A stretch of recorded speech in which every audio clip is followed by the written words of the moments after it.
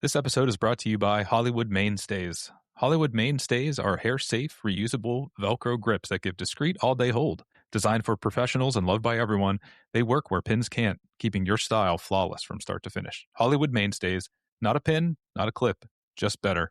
You can find the link in the episode description.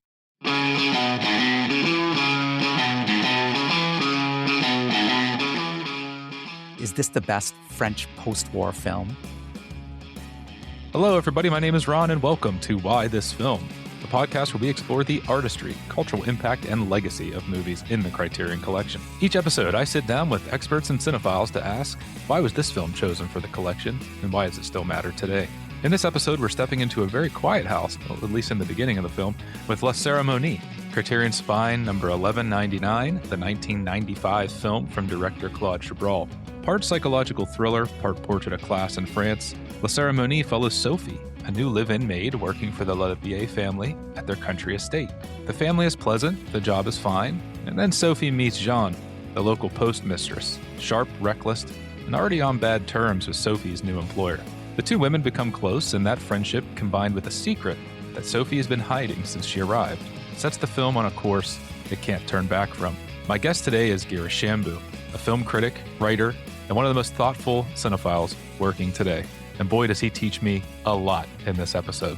He is the author of The New Cinephilia, a book about how the internet changed the way people watch, talk about, and argue over movies. He's written for the Criterion Collection, Film Comment, and Film Quarterly, where he was the editor of the journal's online column, Quorum. He's a professor emeritus at Canisius University in Buffalo, New York, where he spent over 20 years teaching while building one of the most influential voices in online film criticism. He's currently working on a book about the marginalization of women in the history of auteurism, which is why he's exactly the right person for La Cérémonie, a film Chabrol himself called the last Marxist film. And with that, here's my conversation with Girish Shambu. You suggested this film to me. I'd never heard of it. Yeah. So that was a lot of fun. I think I said in an email to you, I'm excited to actually watch this for the first time. That's great. Yeah, you did. That's great. Why did you... So without stepping on your final answer at the end, I left it wide open for you. You could pick any film that you wanted.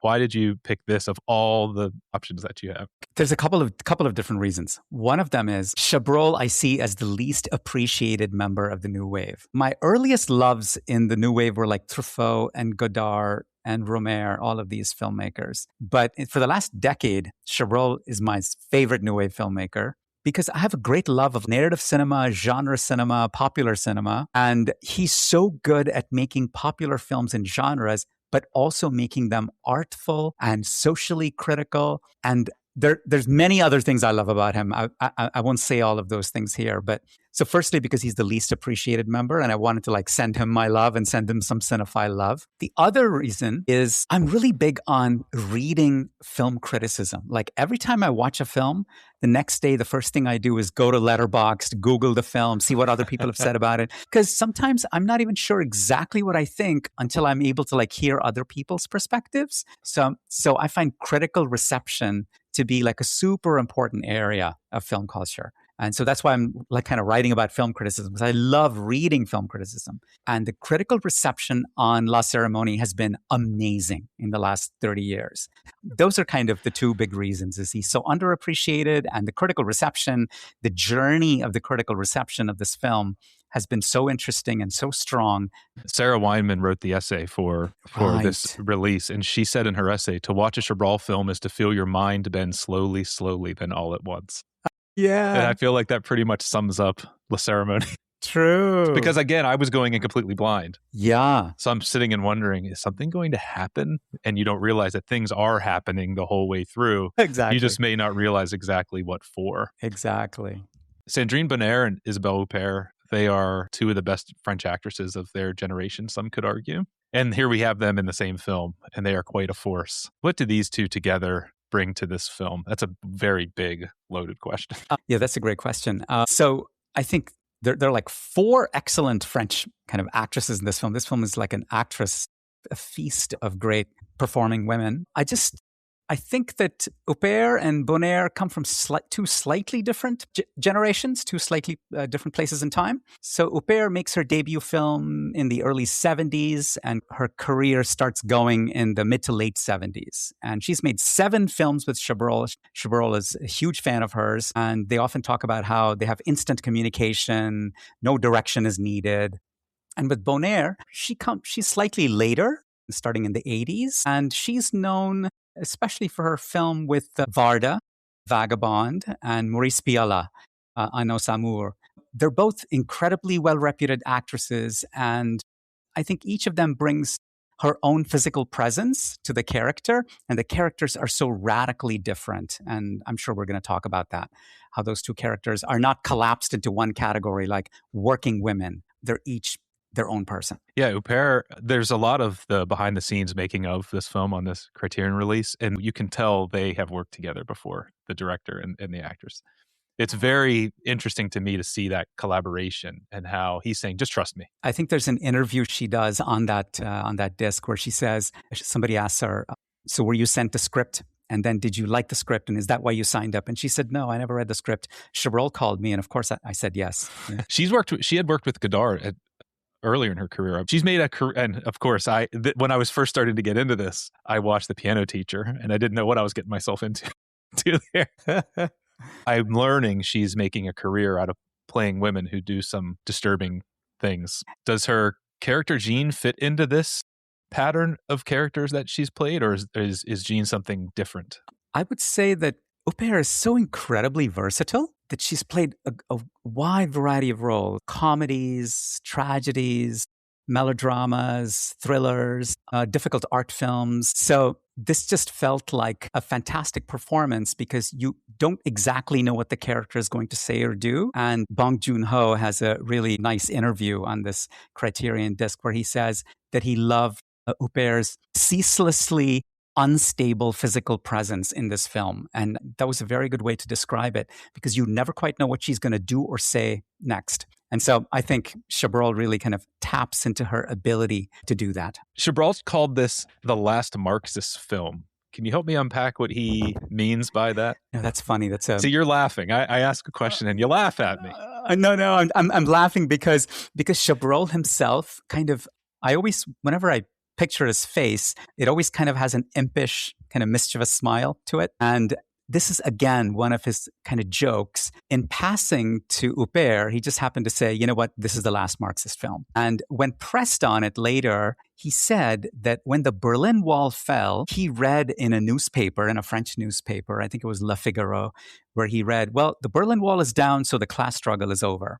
You know, somebody wrote this, and he thought that was the most ridiculous thing. He said only an upper class person would think this way. The class struggle is still very much alive for everyone who's not an upper class person. And so that's why he said, I had to say something a little bit provocative about this film and make a film that could be seen as a class war film, which this is.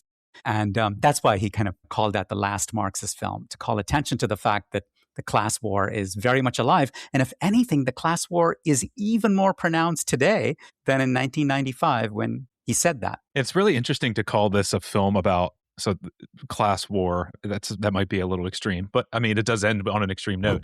I've watched it multiple times now, and I don't feel like the family in the film are bad people. They don't really treat Sophie cruelly. I mean, there's little things that happen throughout the film that you think they have an air about them, but I never found them as cruel. They seem warm. They offer to help her with her eyesight that she lies about. They offer her driving lessons. They offer to do a lot for somebody that they met a week ago. In most movies about class, they give you a villain, someone that we can get angry with. But Chabrol doesn't. I know this is based off of a story. Right. How does it sit with you that, like, I was looking for someone to blame for what happens in the film. Were you in a similar spot, or are you coming from a different perspective of, I know what's going on here? No, actually, I think I saw this film a long time ago, and the ending did shock me the first time. But then once you put it in context with his other work, it's maybe not quite so shocking. So to answer this question, it's a very good question.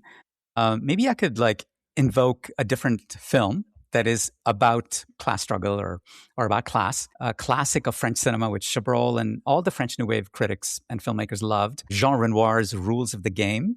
this classic French film from 1939. And that film is often cited as like a classic of humanism. And there's a particular line in that film, a line of dialogue that film critics have quoted over and over again for like 100 years or 80 years. And that line is when a character says, everyone has their reasons. So everyone has their reasons for acting in a certain way. Respect those reasons. That's kind of the subtext of that line. So that's so humanist, meaning putting the human at the center of all your analysis. So you've got a human, that human has individuality, they have autonomy, they have agency. But then the opposite worldview to that would be like anti-humanism or a non-humanism, which would say, actually, it's not the human that should be the center of all analysis. It should be systems and structures that form humans and the way they are. So like class, gender, race, these are all systems which then produce the kinds of humans we have and produce the kinds of experiences we have in the world.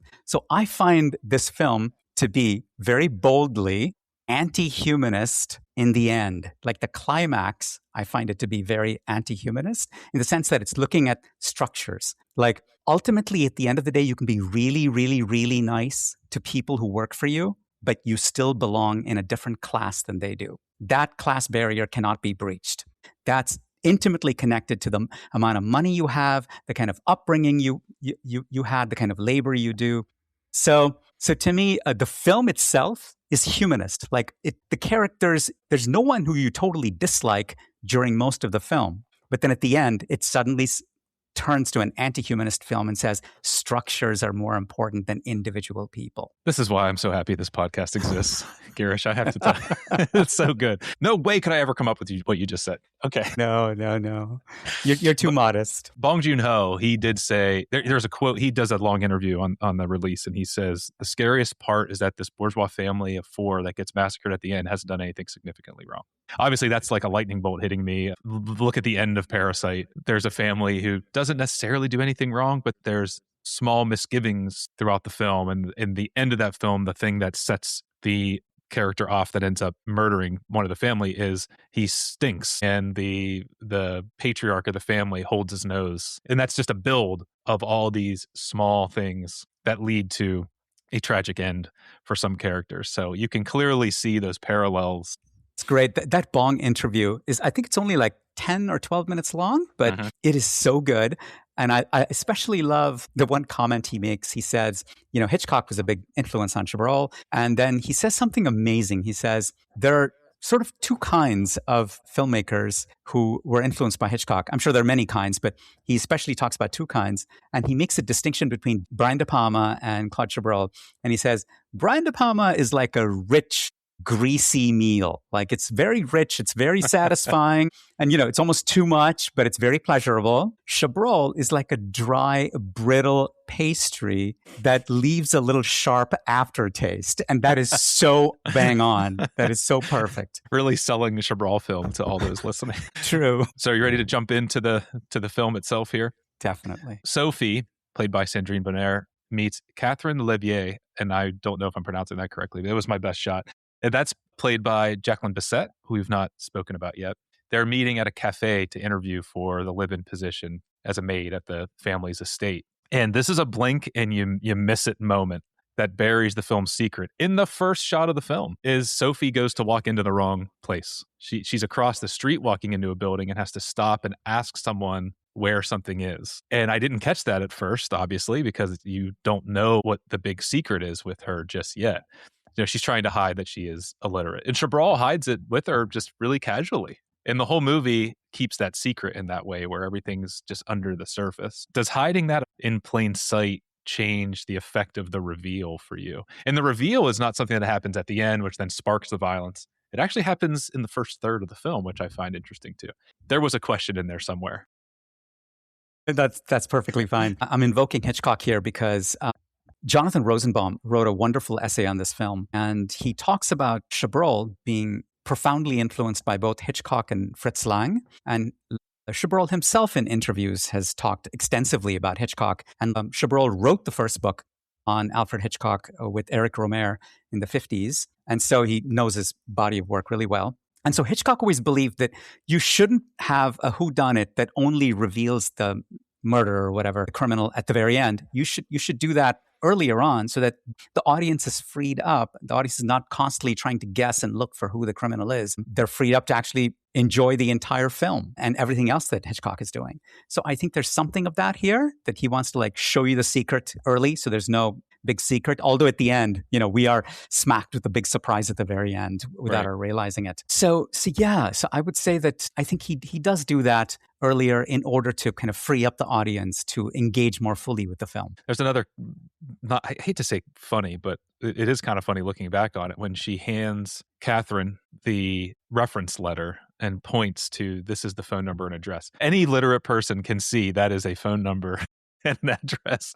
She also doesn't seem to know the days of the week. Yeah. Which is that they slide that in there. A few scenes later, she isn't on the right track with the train, presumably because she can't read the schedule. So how long has she been standing there? So now on a second watch, you have all these other questions that come flying in at you. And it's not like, I get it now. It's no, like, how long has she been standing there? When did that train come in? Did she ever leave?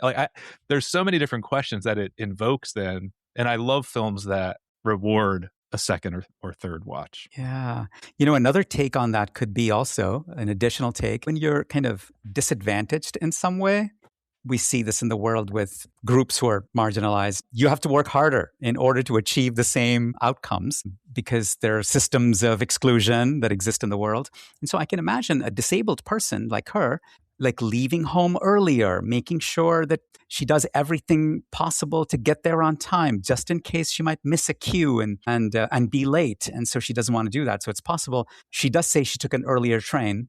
So it could also be that she wants to make sure she's there on time because she knows she has a disability and that might affect her negatively. And she does. So someone that obviously is illiterate is at a major disadvantage just in life in general. But she turns the tables on Catherine in the interview, because Catherine almost assumes like, oh, she's taking this job. And she throws the salary at her. I got paid this much at my last job. And it was a power shift in that conversation. Am I giving Sophie too much credit for evaluating Catherine and seeing what she can get away with? Can she hide in this household? Can I get more money? Am I giving that character too much credit? No.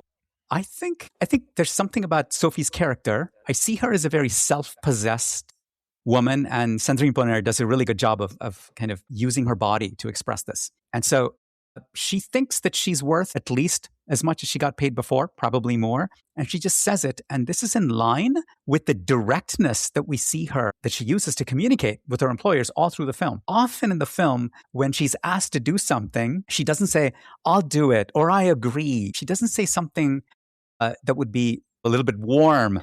She'll often say, j'ai compris, like, I understand. I understand. I know. I understand. So in a way that's a little bit standoffish, but at the same time, it also signals the class barrier between employer and employee.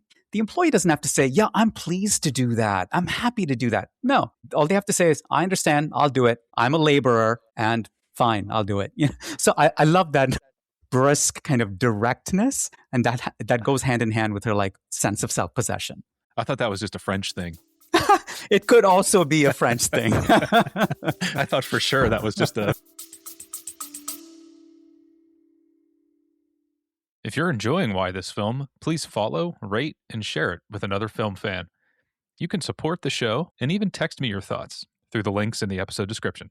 Let's get back to the episode. Bonnaire plays her very still. And when we start talking about Jeanne here very soon, I'm almost more afraid of Bonnaire's character of Sophie because of the stillness and the quietness. And you're not really sure what she's thinking. She doesn't show a lot of emotion. I find there's something simmering, which I find a little more scary. Yeah, I totally agree. I think part of that could be coming from a place of extreme guardedness. And of course, she does have something to guard, and a scandalous secret in today's society to be illiterate. And I just wanted to go back quickly to what you said earlier about Chabrol telling us within the first third of the film that she's illiterate. Is the original? Let's talk about the source material for just a second. The original is a novel by a British novelist, Ruth Rendell, and Chabrol made another film called The Bridesmaid, a wonderful film from the 2000s. It was also based on a Ruth Rendell novel.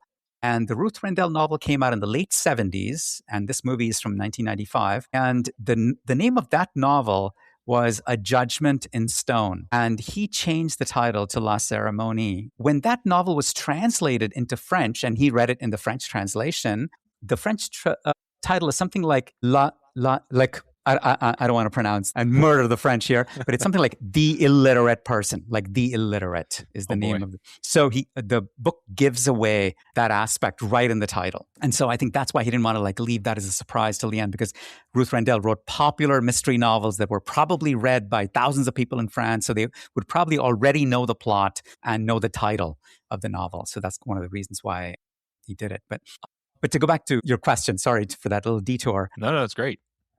So I think it's her guardedness about her disability that kind of keeps her from expressing too much. She wants complete control over every single thing she expresses, every facial expression, every word that comes out of her mouth. So I think that comes from it's strongly motivated, I would say. I want to talk about television, because the TV plays it's always prominent. Before Sophie arrives, we're introduced to the television that the family has this new TV or someone's setting up the satellite dish, I think, when she arrives. Can you help me understand what Chabrol is telling us with Sophie's, when she watches TV, she's sitting on the floor in front of her bed upstairs and she's watching, there's a point where she's watching, I wrote a twisted version of the Muppets. I don't know what that is. If I grew up in France, I'd probably know what that is. But the Lelièvres they're always watching things of high society. They're watching opera. Can you help me understand what Chabrol is telling us with just television in general and the differences between what those two parties are consuming? That's exactly, it's exactly what you just analyzed, which you just hit on. So the television is highly coded.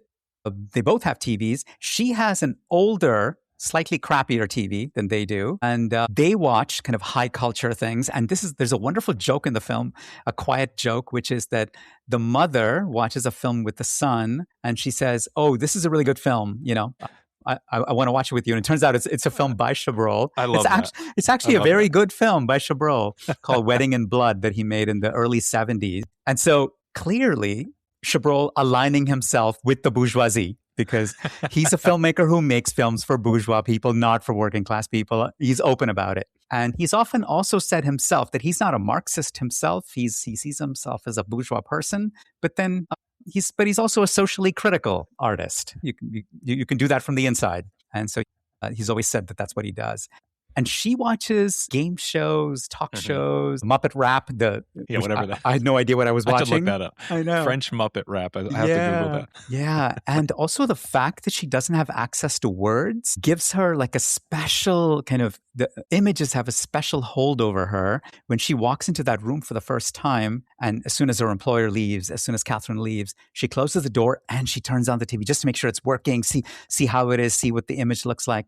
And often when she sits down, it's a very different way of interacting with the television than the bourgeois family does downstairs. Not to reveal too much about the ending, but at the ending, they dress up, in tuxedos and formal dress to watch an opera on television, which is in itself a little bit ridiculous. But she's completely enthralled by the television, and she's just intoxicated by those images. And so I think it has something to do with compensating for her lack of literacy. One could read it that way too.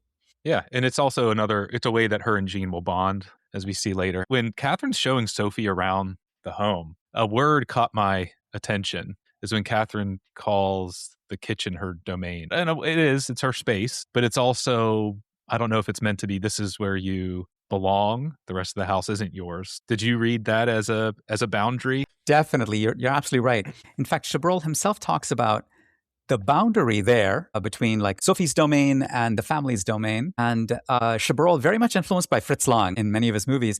And Lang has always been thought of as an objective filmmaker, almost diagrammatic. He wants to lay out cities, lay out spaces, lay out systems. And Chabrol does that in this film during that tour scene where you clearly see the kitchen. You see the kitchen, the passageway, which kind of connects the two domains. And then you see the stairs that go up to Sophie's room. And so the dining room, the kitchen, there's certain rooms that belong to Sophie that she can feel comfortable in. But there are other rooms in which, she's not really meant to be very much unless she's cleaning them or something. So like the living room, the library, etc. So he marks that boundary very clearly. And Chabrol said somewhere, I can't remember where, he talks about putting a mirror right in the passageway near the passageway between the two domains, so that at any point you can tell who is coming from the other domain into this space. And so there are some shots you see reflected in the mirror, so you can already tell like a domain being or a border being kind of breached or somebody crossing a border. So Chabrol himself is very conscious of this border. That's why I can never make a film. That's just very smart crafting of film. The tour is also interesting. She's shown the dining room, and then she's shown the living room. She enters the living room with Catherine. Then Catherine takes her to the library, which is a separate room. And Catherine enters that room, but Sophie stands at the threshold and does not enter this room because it's a room full of books that she can't read. And so it's so clear there that she knows that she doesn't belong in there. It's almost a scary kind of space, and she's afraid to enter that space. But she does enter that space with Jeanne later, because Jeanne is extremely excited by the library, and she said, "Oh, I love to read, and I love to use my spare time at the post office reading." And she wants to borrow a book, you know. So that's when she feels comfortable entering the room, is with someone who is a class ally with her, Jeanne. I find it fascinating that Chabrol made a film about a sympathetic, lower class, illiterate woman who then becomes the villain of the story, of how he flips it. He's not giving us a true villain. You could go through an hour of this film and not know where we're headed, because the family is so genuinely pleasant in some respects. We spoke earlier about their generosity, which interestingly enough becomes their downfall. The first domino to fall is later in the film when Melinda puts the sunglasses on thinking they're reading glasses or corrective lenses for Sophie. But the only reason that she has those is because the family offered to schedule her an eye appointment. In fact, they drop her off at the eye appointment. They're like, those kind of things make me think this family's actually super kind, like kinder than I would have expected in a film that's supposedly about divides in class. Yeah, that's absolutely true. I would say that the first time someone watches this film, one is more likely to feel that way. But after you see the film play out and you watch it a second time, I had the experience of so many things that the family says or does is just patronizing, condescending, and also self-serving. Like, for example, their insistence. In fact, we should probably have a small little talk here about all the ways in which they do this behavior. Right at the beginning, during the interview, she says she doesn't want tea or she doesn't want anything. And Catherine says, "I insist." And then she orders her tea that she doesn't even want. So kind of overrides her will right there. So within the first 60 seconds of the film, we're getting exactly. hit with it right away. Right away, you know the dynamic. And then later, another condescending part is where one of them uses like an unpolitically correct term in French to refer to a servant. I think it's like bon or bon domestique. Melinda corrects them, I think. Melinda corrects them. And so Melinda, superficially shown to be slightly more politically correct, progressive than they are. She's like, wait a second, don't use that word. That's not nice. But in the end... In the son's question, what's his question? Is she attractive? Exactly. That's all he cares about. Yeah, actually he says, "I hope she's not ugly," is what he says. Yeah, that's even worse somehow. I know. And the father defends the son. Because the father says something like, don't blame this kid for wanting pretty things or wanting to see pretty things. All right, you're convincing me. I don't like these people anymore. So there are all these small little details that kind of add up to something bigger. And also their investment in paying for the glasses, paying for the vision test, paying for the driving lessons is all about she will do her job better and then serve them better. So it's about they improving her job performance. So to me, I see it as kind of self-serving. Let's not forget whenever, is it Jeanne? Jeanne? I don't know how to pronounce that correctly. Jeanne? She helps get Melinda's car started. Jeanne hands her a tissue to wipe her hands, and Melinda wipes it and almost throws it almost hits her in the face. She throws that tissue back into the car. Right. And I thought, oh man, you were supposed to be the one that we were believing could that had that progressive mentality on class. And here you are throwing a used, dirty tissue back at somebody. What the hell's the matter with you? Exactly. And it almost makes you want to read her like earlier attempts at defending Sophie as like a kind of virtue signaling, or I'm more liberal than you or more progressive than you, when in reality, she's just part of the same family with the same drawbacks and flaws. I didn't realize that the actor who plays George is Jean-Pierre Cassel, who's Vincent Cassel's father. And I really enjoy his performance. The two stars obviously stand out more than any, in my opinion. But I love Jean-Pierre Cassel's performance in this film as well. He's great. He's a seasoned actor.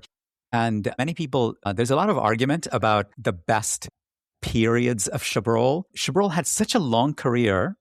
He made more than 55 films, and there's a lot of uneven films in there. Films he made, he's talked about this, films he made just so he could make a living, just so he could practice his craft, even if it's crap. And he made a bunch of spy films in the 60s, in the late 60s, that are considered to be abysmal.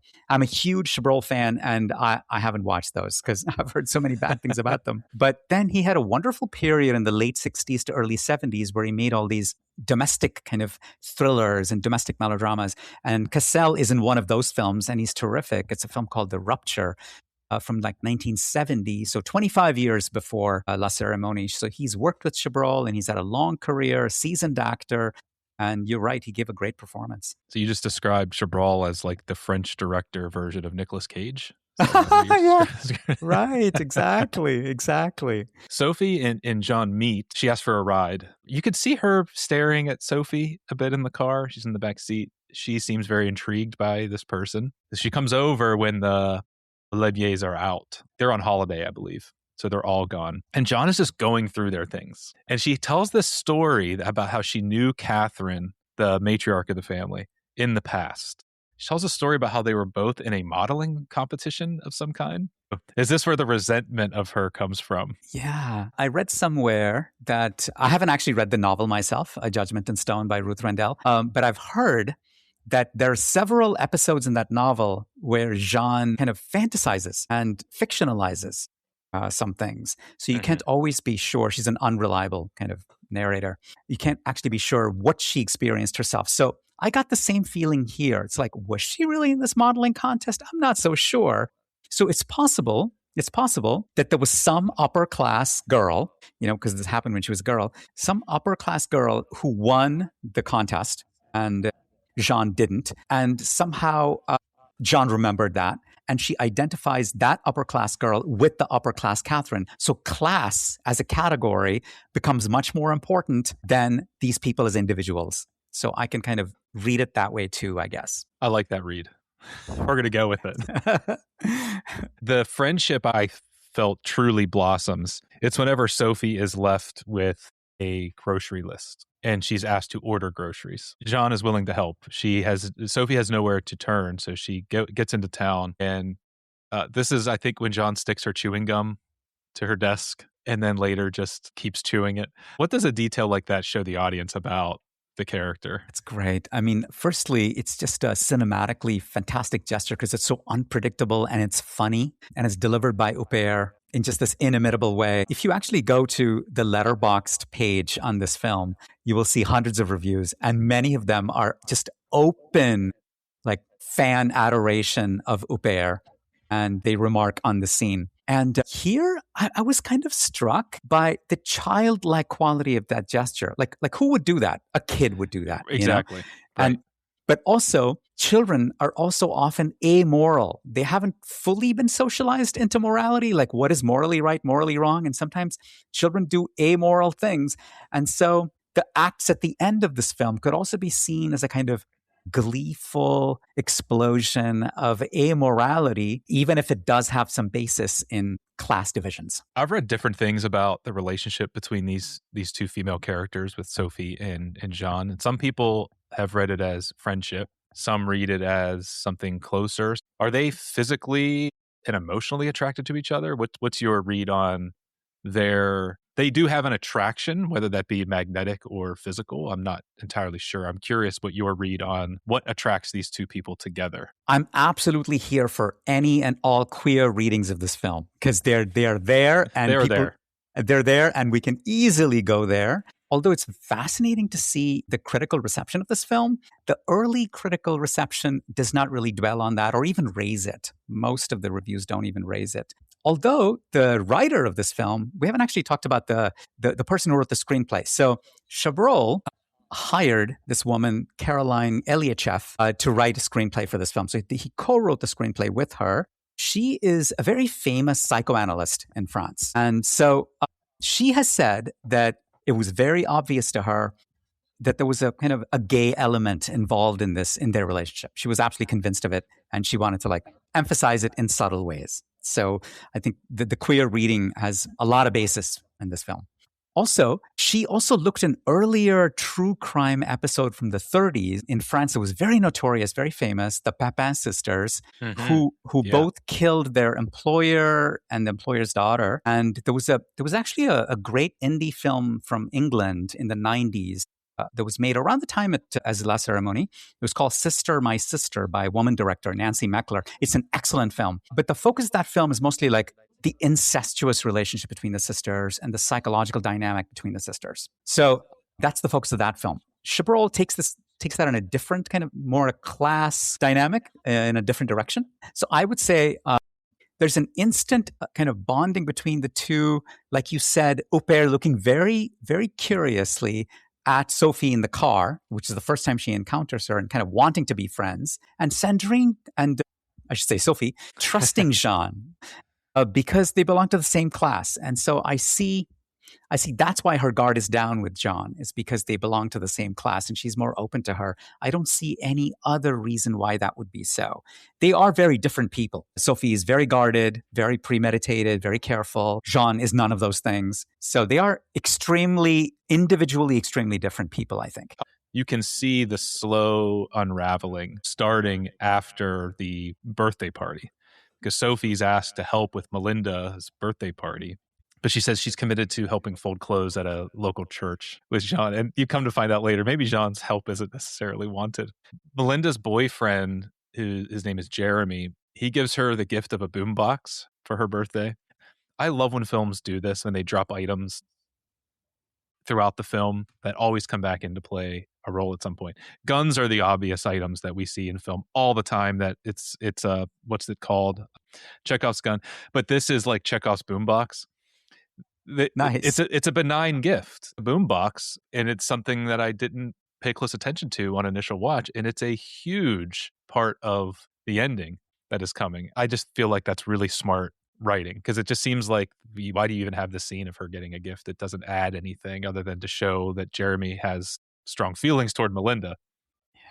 I like to think that I think Hitchcock sometimes used objects in that way, where ordinary everyday objects could be weaponized in some way, or could be sinister, or be deployed in a sinister way. You could also say that about the fake glasses that she buys at the store, which are a very innocuous item. But then if Melinda had not picked up those glasses, she would still be alive. Oh, that's an interesting way to think of, where do we go? Does it still end the same way because of the relationship between Sophie and Jeanne? Are we hurtling toward that, and the glasses sped up that process? Well, it was the catalyst when she picks up the glasses and puts them on, and then Sophie realizes that, okay, there's no going back here. She knows exactly. She's discovered my secret that I can't read. And she immediately goes into defensive mode. And then the rest of the plot just follows through inexorably, like a boulder rolling down a hill. Well, there's we've talked through some different things that the bourgeois family does. And this is something that Catherine says, because whenever Sophie says, I volunteered to help fold clothes, she says, do what you can for Melinda's party. But as soon as she wants ice for the party, and Sophie is gone, she is appalled. How could she leave? We need her here. Even though she already told her, just do what you can, it's fine. We understand that it's a weekend. It's supposed to be an off day for you. This is where I have in my notes, we can say all we want about this family being kind, but boy, do they have an air about them. Exactly. I think I had an even stronger kind of response of being outraged. It's like, it's her day off. You can't ask her to do anything. Sorry, that's off limits. And she already says, I have plans, but she's like, do what you can. Why should she? Exactly. So that to me was somehow taking advantage of her, and then being completely outraged that she wasn't around. She completely forgot that conversation in the car. And so her response was typically kind of entitled rich person response. Very stereotypical rich person response there. Exactly. The next scene, whenever Sophie and Jeanne are in her apartment and she's cooking the mushrooms that she had foraged. This is the hinge of the film, in my opinion. Curious your take. But before this scene, you have a sense of these two women. But after the scene, and it is a long one shot here, which is just beautiful because the two actresses are in the frame together throughout the entire one shot, except for a few seconds. But even when it's focused on Jeanne, we get Sophie's reflection in a mirror, and she walks back over to the table. So before the scene, I didn't feel like I had a good sense of who these women were, but the picture is getting clearer now because they are confessing to each other. Jeanne finds a newspaper and shows it to Sophie, basically says, "I know who you are." And it's revealed that Sophie's father passed away in a house fire. And Sophie's picture is there showing that she was acquitted of wrongdoing. This is after Sophie confronts Jeanne saying, "I know your daughter died and you were accused of killing her." And Jeanne tells the story of how she's walking in the home and feels something on her leg and kicks the thing that's on her leg, leaves the room, returns to the room, and finds that her daughter has been injured. That's a ridiculous story.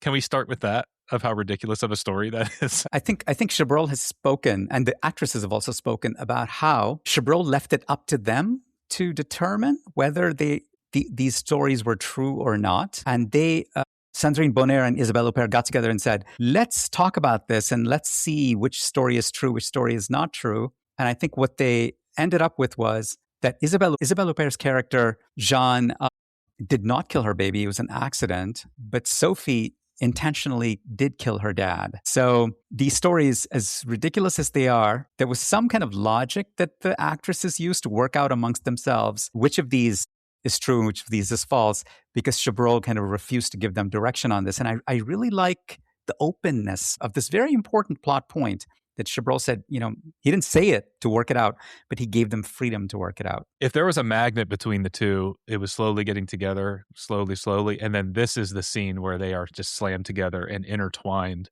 through the rest, because now they found someone else that they can confide in and tell the truth. Though what gets me, that makes me afraid of both of these women, is their reaction is laughter, saying, well, they couldn't prove anything for either of them. Not the reaction I expect when you're speaking about a dead child and a dead parent. Yeah. I think what I like about this is that even though I see this film as a film about class and class struggle and class warfare, Chabrol refuses to romanticize the working class, and he's absolutely comfortable with creating these two highly flawed, highly imperfect, even psychotic characters, but making them also somehow very magnetic and people that you want to engage with.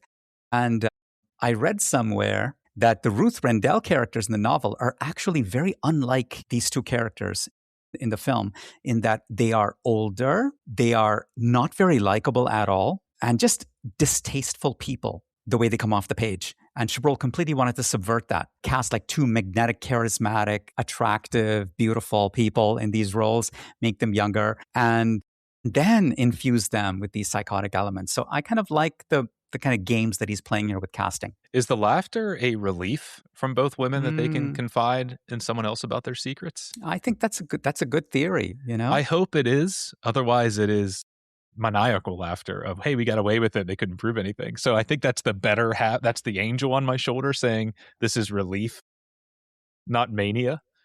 Yeah.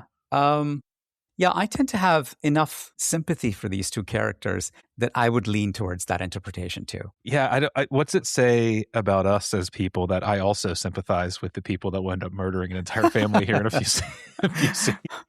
I think we're meant to. I mean, I think we'd be monsters if we weren't drawn to those people. They're cultured, smart people, but they're also jerks. And I kind of like the way he brings out both of those things. George has complained constantly about Jeanne opening his mail, and we see the apex of that frustration because he goes to the post office and accuses her of opening his mail. She pushes back almost very calmly, not almost, she does push back calmly and say how his first wife had committed suicide, and he called his current wife, Catherine, a whore. This invokes George to physically slap her. And the reaction is incredible because there is not a reaction. Did this change how you felt about the character at all after you saw the hard slap across the face and she had no reaction other than to look at the other people in the room and say, hey, did you see that? Yeah, I think I gave the character enough room to react in that way that wasn't immediately legible to me. And I often find that characters in Chabrol surprise me and also remain opaque to me at various moments. And I kind of like that because I don't want the character to become somebody that I can take every action and say, yeah, I can see why they did that. Sometimes I should not be able to see because that's how it is with people, I think. There are a lot of things we do that are opaque to most other people, even to the people closest to us. And Chabrol himself has spoken about this quality of opaqueness, opacity, he calls it. And people have written about essays about opacity in Chabrol. And it does make sense to me. And Chabrol also hates psychological realism. He doesn't want a character's actions to be explained by psychological motivations because then it just becomes a game. You lay out enough motivations and then the viewer simply connects the motivations to the actions and goes, hey, look, I made this connection and now I've made this film whole. I've made this character whole. And he doesn't want you to do that. He wants you to suspend your understanding of a character where you're not totally sure what that person is why a person is doing what they're doing. So this was one of those moments I'm like, hey, that's surprising, but okay. Yeah, the motivations for these characters are not clear. So George calls Sophie for an important file in the next scene. And to combat the idea that she can't read, she just hangs up the phone. And my thought was just open the door and let the driver in and let him find the file. I understand it's a movie and the mechanics of the movie is we have to move the plot forward. But then I started thinking might not be an accident because Chabrol doesn't do things by accident. Is Sophie ready to be done with this family at this point? Or is she feeling that level of stress of, I can't hide this anymore. I'm retreating to my safe space, which is to turn on my mutant form of the Muppets, whatever that is. I'm going to feel bad if anyone listens to this in France and says, no, I watched this my whole childhood. How dare you call them that? But it's really starting to unravel now. And I had a note of just let the driver in and let him find the file himself. Right. I would simply say that it's an extension of Sophie's guarded personality that when she reaches a certain threshold where she can't handle it, just shuts it off.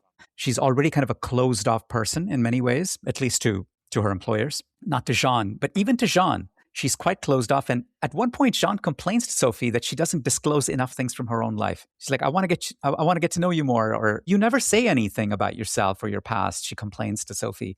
Friends should do that. She certainly does. Jeanne certainly says a lot about her. She's not about afraid herself. to share. Yeah, she's not afraid to share.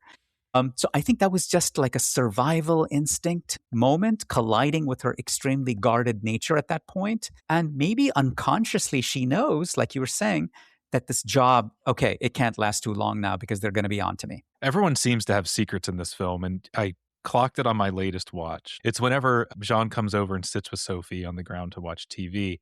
And downstairs, I believe this is when Catherine and her son are not. Wait, let me think. Is it her? It's her son, and George is Melinda's father. So it's a mixed family, which we didn't touch on that dynamic either. But I noticed that the son was blowing smoke rings when he was smoking a cigarette. You don't do that if that's your first cigarette because he's told he can't smoke. You can't start smoking. He's obviously been smoking for a while if you're blowing smoke rings. Melinda, we find out in the next scene, is pregnant. George's ex-wife, if that's true what Jeanne said, how she met her demise. If it's true what she said about Catherine may be an adulteress. I don't know. I'm trying to make connections of what if everybody has secrets in this film or not. We obviously know what Sophie and Jeanne's secrets are. Is Chabrol trying to tell us that all of these people have secrets? Am I going way too far in the analysis of what I'm seeing? No. I think this is a compelling case you make here. I think they do all have secrets, every single one of them. There's one thing that Catherine says that makes me doubt whether she's having affairs with other men. Because at one point she says, I don't know if I can keep secrets like that from George. And then she reveals something to George. And that was a relatively minor matter. And so I think that's just Jeanne, one of Jeanne's fantasies, and there are a few others. So it wouldn't be unusual for her to to kind of I fictionalize this. I don't like that you poked a hole in my everyone has a secret No, theory. I think it holds almost uniformly. But you know what? Chabrol would not want a theory to hold uniformly across all his characters. Okay, then we're back to it being true now, and it's all but one. He'd want to leave some things kind of suspended and uncertain.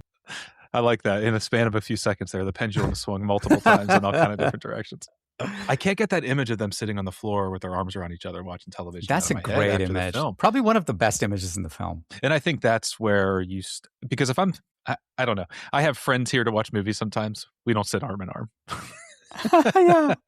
Maybe that's where I notice the queer coding of the film, or maybe it's just meant to be that these people are now intertwined until death do them part. I think that's a very good and likely theory there. I would also say some of this is cultural. Like when I was growing up in India, it was actually very common for me to sit with my male friends at parties, etc., and be just like Isabelle Huppert and Sandrine Bonnaire, hand in hand or hand around each other's waist or shoulders. The family doesn't sit that way. That's true. They're next to each other, but they're not in any type of embrace.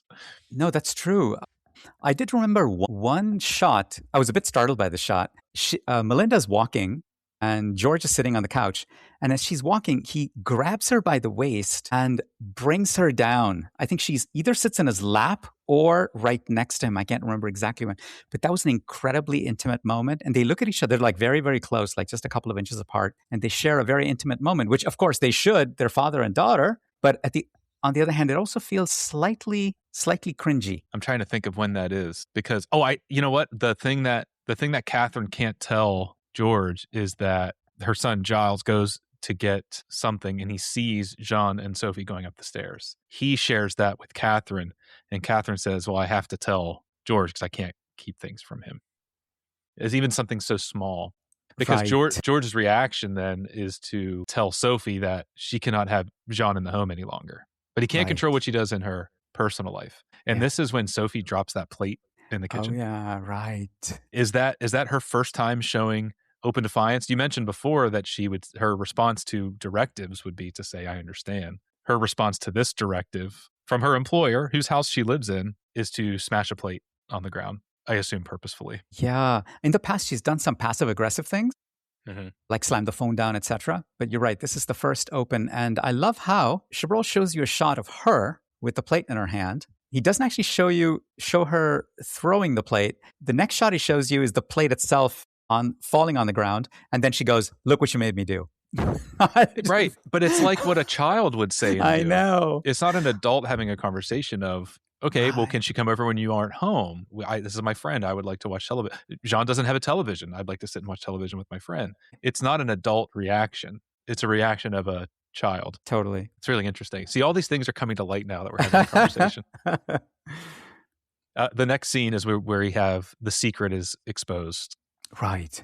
And Sophie eavesdrops on a car, which is really interesting to me that why is Sophie going and eavesdropping on Melinda? She has her own secret and she's trying to listen in. There's no reason for her to listen in on Melinda. But anyway, maybe I'm wrong.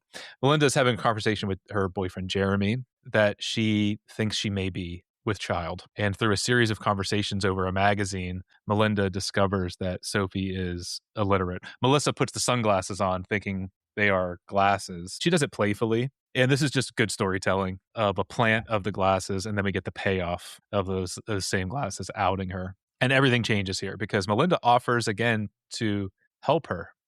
We can hire someone to, I know, but see, now you're making me think because Melinda at first seems like it's a caring response.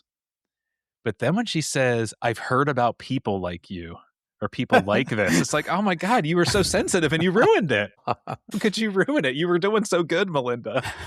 But it doesn't seem like Sophie really wants to hear it anyway, regardless of the condescending comment that comes later. Yeah. I mean, it's clear also maybe that there have been other attempts to get her to kind of get her to learn how to read and write. And it's partly because of her reluctance that she's now a woman in her 30s who doesn't know how to read and write. So it's also her own like extreme defensiveness, guardedness that has contributed to her kind of staying this way. And Sophie's reaction is to blackmail Melinda, saying, you cannot tell anybody or I will tell your father or your parents that that you are pregnant. And Melinda's obviously shocked. It's kind of a clumsy attempt by Sophie, really. It falls apart. I love that the normal thing, I think the formula that we're used to with films and how they tell a story is that Melinda knows the secret, Sophie knows the secret, and we continue on with that tension that they know something about each other. But instead, Melinda reacts in a way that feels normal, is to say, I'm gonna have to tell my parents anyway. And she does. She tells her parents that she may be pregnant and how Sophie reacted to that news. And George fires her. Another, I feel like, reasonable response. Do you agree or disagree that that's a reasonable response? He offers her a room for the week. Don't list me as a reference. We don't want to say anything poor about you, but blackmail is not tolerated, so you got to go. I can understand that in this specific situation. Just to go back to something you said earlier about why Sophie was listening in on the conversation. Yes, please. Jeanne earlier had kind of chastised Sophie a little bit, saying, you don't tell me enough about your employers. What kind of goss do you have on them? And you never tell me about stuff they do. And Jeanne clearly is a very gossipy person who just wants salacious, interesting stories. She's opening mail. So yeah, exactly. She knows all the dirt. That's right.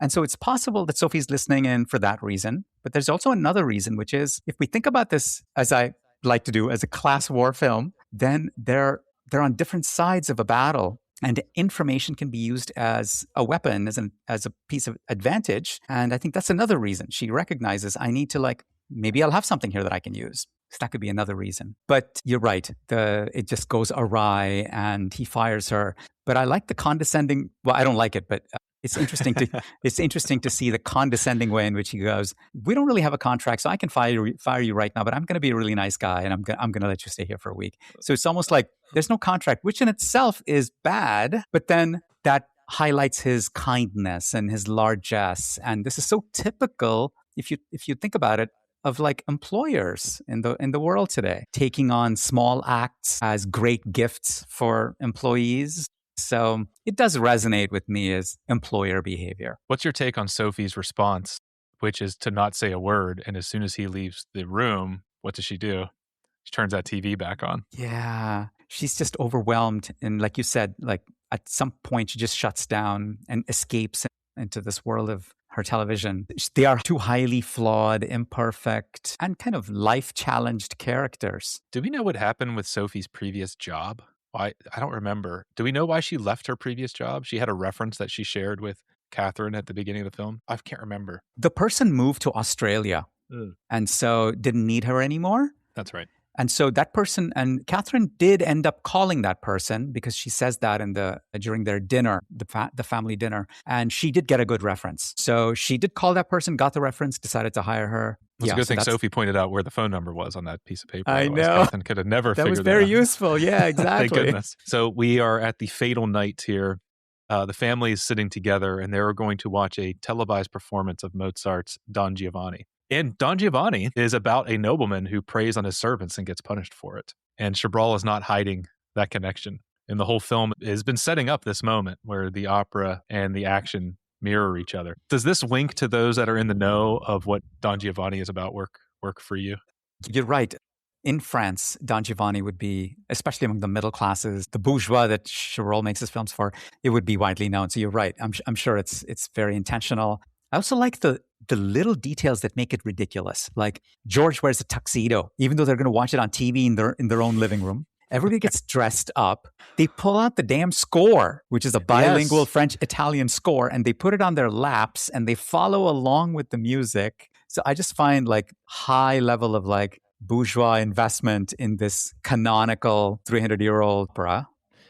They're also recording on the boombox. They have a little microphone out. Exactly. And they're recording the opera onto the boombox. Yeah. So maybe they can follow along with their score at another time. I know. I don't know. I'm not of that class of Same. society that I would. I don't think I'm pulling out the score of anything. Sophie and Jeanne are returning to the house. Jeanne is manic when they step into the home. The energy level, it's already high for her as a character, and it's ratcheted up another notch. She grabs, it looks like a pump, and she's pumping this thing, and she grabs a saw, she grabs a gun as Sophie is preparing hot chocolate, I believe. They put the gun on the table. There it is again. And They go up the stairs into Catherine and George's bedroom. She's pouring cocoa all over the bed. She's also grabbing things from the closet and ripping up Catherine's clothes. So it made me think then, is this upcoming violence premeditated but unspoken at this point? Because she's playing with the rifle and then she's upstairs destroying belongings. Is this a premeditated violence? Yeah, I tend to see it. Of course, again, this is very open, the way he kind of builds this up, stages it. I tend to see this as a kind of energy, a release of energy. Like you were saying, she picks up random objects and is very restless and moves them around. And so I see this unlocking of energy from her especially. And then they just happen to be in that space. And very quickly, I think she sees the gun. And very quickly, I think the decision to kill the family is put into place without much premeditation. I think that the energy is already in the air. There's like a hyper feeling in the air. So I tend to think that when they were driving up to the house, it did not occur to them that they were going to kill the family. The film gives us a panning shot of the two women upstairs and the family downstairs with the opera on. It's not lost on me that our two lead actresses are finally physically above the bourgeois family here. The family sitting and watching this high culture opera. Sophie and Jeanne are playing with guns. The film's been tracking this divide that whole time. Opera versus trash television. Fine food, and Sophie's eating the scraps at one point off of the bone. And Chabrol is like you said, has really built up the backdrop for this ending that make it feel earned, if that makes sense. Absolutely. It feels almost inevitable. But like once Jeanne picks up the gun and starts fooling around with it in the kitchen, immediately we know how the film is going to end. So something I do that I probably shouldn't is I look at the runtime, and I can see the runtime playing on the player over here. And I know I'm looking at the back being like, okay, we're getting close to the end. And you see the gun and you go, oh no. If you don't know how it ends, you're like, no, don't let this happen. What the hell? They're such nice people. Yeah. Well, until I talk to you, I hate them. No. And so Sophie and Jeanne are confronted by George in the kitchen. He doesn't have a reaction to them holding guns, pointing them at him, really, other than stop messing around. I'm going to call the police, which Jeanne earlier cut the phone line, which made me think, is this a premeditated thing? But I think you're right. Once they're on that track and she's destroying things, the thought is, oh, I better cut the phone line. And it's Jeanne that does that, but it's actually Sophie that shoots first. And Chabrol said, quote, the killer shoots first. Yeah. Can you explain what he meant by that? So Chabrol clearly is like saying the audience can believe what they want, but what Chabrol believes is that Sophie did kill her dad, but Jeanne didn't kill her daughter.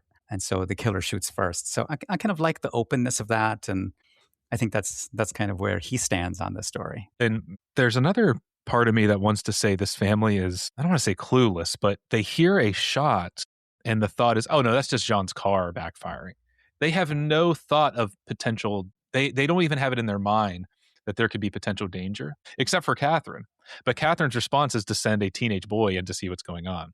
Do you have any type of analysis of this family and how they're reacting to the noises and what Catherine does? I think it tracks for me. Think of, I don't know, just to bring it to today, think of the billionaires, people richer than we've ever seen before in the history of human civilization. These billionaires who truly think that they're completely invincible and they can do no wrong. And I think I see a certain sense of invincibility to the families. Like, we would never imagine that we were in any danger. Well, how could that possibly happen? So they're out of touchness with the class struggle. They're out of touchness with their own privilege or special status. That's kind of what occurred to me, is that they weren't even, like, the class struggle is over.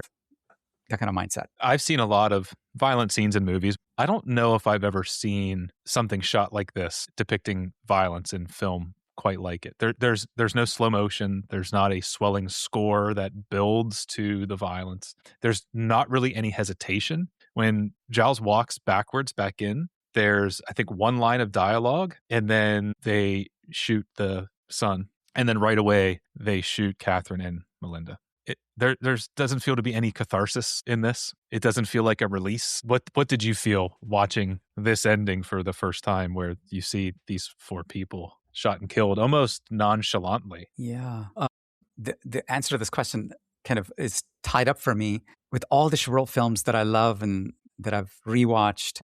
And I love something about his style that Bong Joon-ho points out in his little interview, which is I love how it's so dry and flat and very unsentimental and like unwilling to milk anything. I just rewatched Sunset Boulevard the other night, which I love. But boy, does Billy Wilder like to milk an image or a scene, milk the thing of Norma Desmond coming down the stairs and saying she's ready for her close-up. I mean, these are wonderful moments, but he really like underlines and underscores and like hits it on the nose 10 times. And Chabrol is just the opposite of that. He's completely flat and chilly almost. And so, in fact, Bong contrasts Chabrol to Scorsese, and he says Taxi Driver has a certain style for most of the film, but then at the end, when the violence happens, just like violence at the end of La Cérémonie, you got that overhead shot, and it's become almost operatic. The staging of that finale is so completely different stylistically from the rest of Taxi Driver.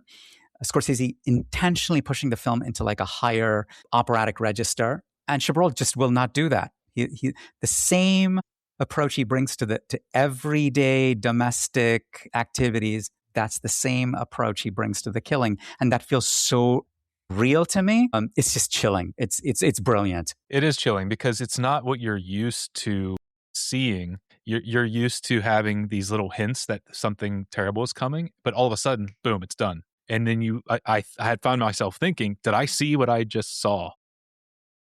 Because it just happens so suddenly. Bang, bang, bang, bang. The family's gone. There's no confrontation. Sometimes you get a big speech explaining reasoning behind certain actions, but not here. The thing just happens. And it sounds like we're on the same page that I think that's the right choice. It seems on brand for Chabrol and the story that he told that earned that type of ending. I also love the last lines spoken in the film, and it's spoken twice. As soon as the killings are done, Sophie says, "Ça va," and Jeanne says something like, "On a fait bien," which is, in French, that actually means "we did well," but the subtitles translate it slightly differently as "well done." But it's not exactly well done.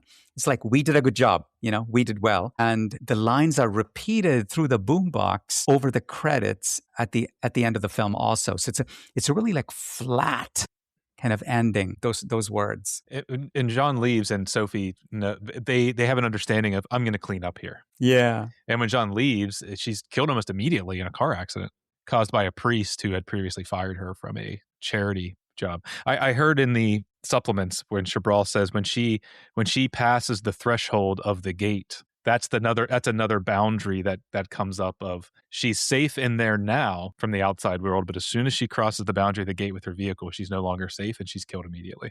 And of all people, the priest that fired her earlier from a volunteer job, which that's hard to get fired from a volunteer job.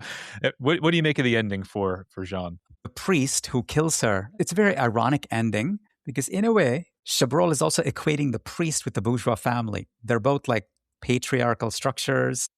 And he says something incredibly condescending when he fires them. He says something like, "We're actually very tolerant here.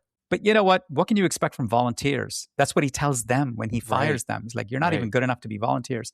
Yikes. So just this contemptuous, authoritarian, patronizing way in which he gives them that news aligns him for me with authority figures like the rich family. And so he's no different from them. And so the fact that he would kill her and then immediately be exonerated by the police, because there's a line in there about, yeah, okay, it's not your fault. They immediately rule him out. And so that there's a little bit of critique there too. Of a critique meaning things aren't going to change. Critique of the fact that here's a person who died, Jeanne died, agreed that she killed a bunch of people, but she dies and nothing's going to be done about her death. And it was just a death that's the person who killed her has been immediately exonerated.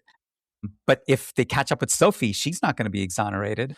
Yeah, she walks free through the accident. The tape is playing, though. So it's not as though Jeanne can be implicated in this and be a solo actor in this, because unfortunately for Sophie, she's on the tape that the police find and are playing. So where does Sophie go from here? What do we think about Sophie's fate?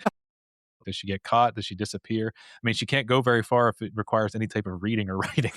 So I don't know if she's fooling someone to get another job. I don't know what Chabrol wants us to think, and it doesn't seem like he cares that much. Exactly. From what I'm understanding, your teachings of of me this morning or this afternoon is Chabrol wants you to form your own opinions on what happens with Sophie next. Exactly. Your own opinions and like write your own story about what the next chapter of her life will look like. We do have to remember that she's probably a resilient person. Mm-hmm. She's probably a person, I don't know, late 20s, early 30s or mid 30s, not exactly sure what her age might be, but she's survived this long. She's had employers in the past and she's been able to get through.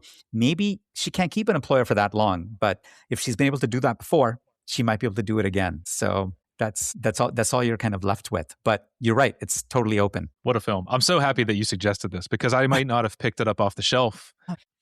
So we close every episode. The guest gets the chance to give their answer to why this film. So why La Cérémonie? Why does it deserve its place in the Criterion Collection? Everyone probably has a different take on this, but it's clearly a film that is incredibly strong, has a lot of merits on multiple levels. I've had a soft spot in my heart for Chabrol because all the other New Wave filmmakers get so much more critical adoration and love than he does. Truffaut, Godard, Romer, Rivette, they're all more idolized than Chabrol.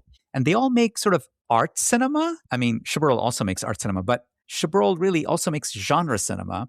And he's often complained about how he wished that the other French New Wave filmmakers seriously loved genre cinema and loved people and made films for the people, made popular cinema for the people. So there's a part of me that really wants to give him love because I think he's an underappreciated New Wave filmmaker. The bigger reason is that I'm really interested in critical reception of films because I find that critics teach me about how to read films. And often when I watch a film and I have some thoughts and I go read a bunch of critics, when I Google up the film, I go to Letterboxd, I have all sorts of new ideas that never occurred to me. And so the critical reception of this film is super interesting. In the 90s, when it came out, the kind of backdrop is that all through the 70s, Cahiers du Cinéma, which is the journal that Chabrol wrote for, served on with his friends, Truffaut, Godard, Rivette, etc. In the 70s, Cahiers du Cinéma did not review a single film by Chabrol. They wrote him off as a hack. And his reputation was at an all-time low. But then when La Cérémonie came out, the reviews in Cahiers were rave reviews. One of the critics even said, "Is this the best French filmmaker working today?" Another one said, "Is this the best French post-war film?" And a year or two later, they did a 100-page special dossier on Chabrol and in Cahiers du Cinéma. So all of this was initiated by La Cérémonie. And so I think it's a really special film that was recognized as being really special. And then it came to the US and critics like Jonathan Rosenbaum hailed it as a masterpiece of a film and wrote wonderful essays on it.